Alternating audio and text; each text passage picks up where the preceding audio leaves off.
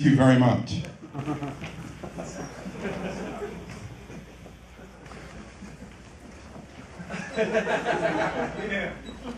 I'm a comedian, I can stop and drink a fucking beer. Thank you, I'm here all night. Try the pork and remember to tip your waitress. No? I need a rim shot, none of you are laughing. All right, here we go, yay! Thank you. So, I don't know, people can just roll in, I'm gonna get going. I love Node. Node is amazing. So this is my talk. I use YY because I work at Yahoo. And the opportunity to work at Yahoo helped me realize that it's actually a really nice framework once they made me use it for a while. I've been at Yahoo for 4 years, so that was very, very true for YY2, because everybody loves Java. It's a bit less true for YY3. But yeah, so YUI, a node, signatory, SERVING, HTTP. I like it. This talk is going to be so fucking awesome that I can do the whole thing in Comic Sans and you're still going to come away loving it. This is true. This is a fact. Come on, clicker. My clicker hates me. So, this is a guy who actually works at Yahoo, so maybe he's a bit biased, but somebody told Dave Glass, who apparently doesn't have ease wherever he's from, but somebody told Dave about about Node, and now he's blowing Steve's mind with YUI and Node together. The thing for me is actually, he's blowing my mind as well. I mean, it's really, I don't know. I was on a plane and I have effects, it's awesome. Bam!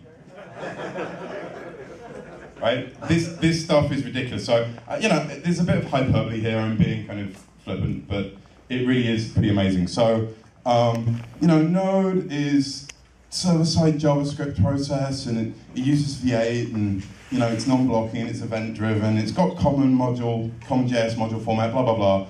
It's just awesome. All of that stuff, you already know this, right? I mean, hands up people that have already used Node in some capacity. So that's probably 50% of the audience. The rest of you, even if you don't have the opportunity to use Node in your real jobs, install Node. Node REPL is awesome. Write all of your command line stuff in JavaScript from now on. You know, hopefully none of you are using Perl. Maybe you're using Python, but you can trade Python and actually use Node REPL. It's awesome. So rather than, you know, I'm not going to do like a ton of detail about what Node is. It's awesome. That's basically it. So, you know, my very brief version of why Node is great. At JSConf US 2010, Ryan had some graphs. Node is fast. Yeah, no, I love UTF-8 because you have all these kind of random bullshit little things you can do. You know, originally this version had snow in there, but I found hands in the end. So this is the graph that Ryan showed at JSConf EU. Smaller is better. These are kind of equivalent servers. So Nginx is the thing that's written in C that only serves, it just serves web pages. It's really fast. That's the only thing it does. Doesn't have any kind of logic. And then you can see that Node is in the middle, and then there's the Thin, which is the Ruby, and Tornado, which is the Python. So JavaScript wins! Everybody say, woo! So Node's really fast. But Ryan, not being content with that, Ryan doesn't really do that stuff. Ryan is really he's really smart, but this is now the Node performance dashboard. Now, for every operating system, there's a big shit ton of graphs that look like this, and actually Tim's up front. Tim's going to talk about Node later. Node is going to take over the world, because when you have a man that feels it's necessary for every build, every night, to have this, it's going to be fast. It's scary fast. So Node is just great. So okay, so you know, why do this whole thing at all? Why server-side JavaScript? We're all JavaScript programmers, I hope so. Hands up who's a JavaScript programmer. Right, hands up who got the line underneath JavaScript programmers. Wow. Okay, hands up the people that think that evaluates to true. Hands up the people that thinks it evaluates the false. Okay, wow. Hands up the people that know how to test stuff in JavaScript.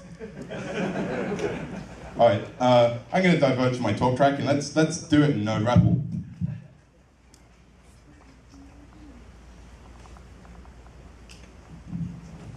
Oh, it's clipping, hold on.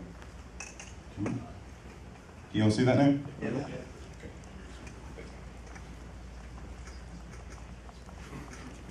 You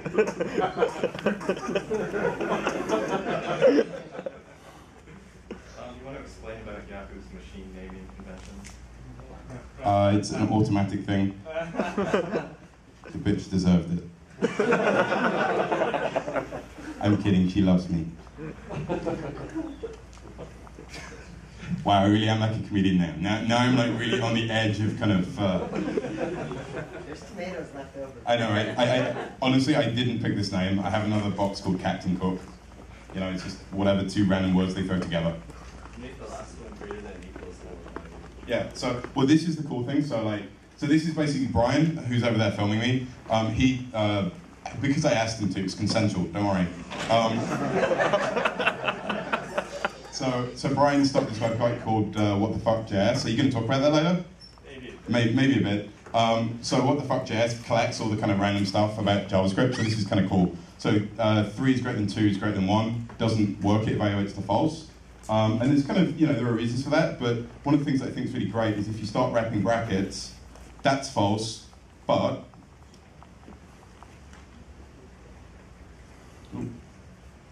that's true.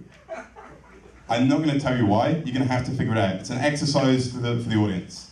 So go home and play with that and kind of figure out why that's like that, but it's kind of fun, I think it's cool. JavaScript has all these kind of weird, interesting little defects, as Doug would call them. But it makes it fun to be a JavaScript programmer. So, we're all JavaScript programmers. Hopefully, after the talk, you'll get this joke, but that's that. So the massive code base. So this is the reasons why we want to use server-side JavaScript. The massive, massive code base of YUI and other libraries. Hands up, people that use YUI.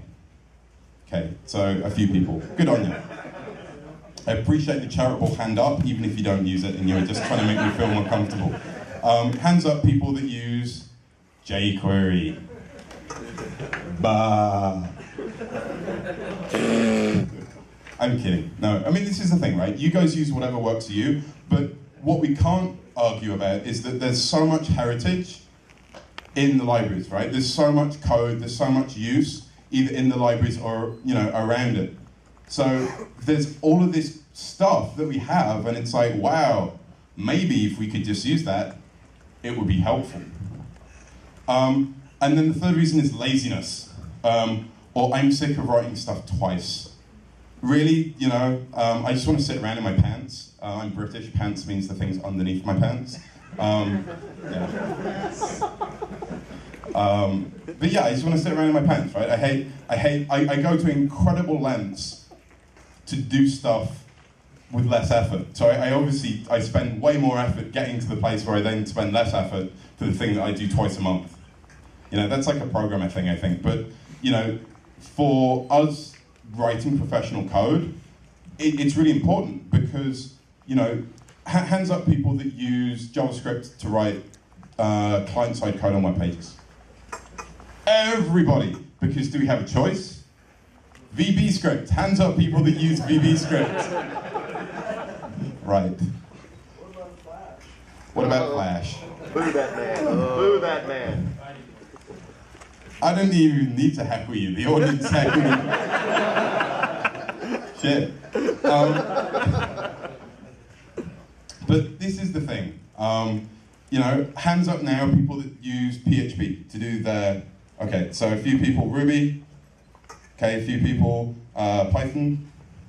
A few people, right? Node, or JavaScript. So a few people, scattering of people. The point is that right now, all the people that use PHP, we use that at Yahoo a lot. Ruby, Python, Perl, maybe anybody uses Perl? Sorry. So whoever's closest, give those people a hug. But do it sensitively because they obviously have no people skills.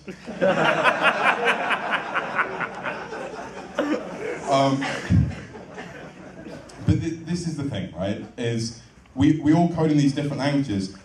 I hate coding in lots of, I mean, I don't particularly, lots of people hate PHP, I don't particularly hate PHP. You know, PHP gets stuff done, right?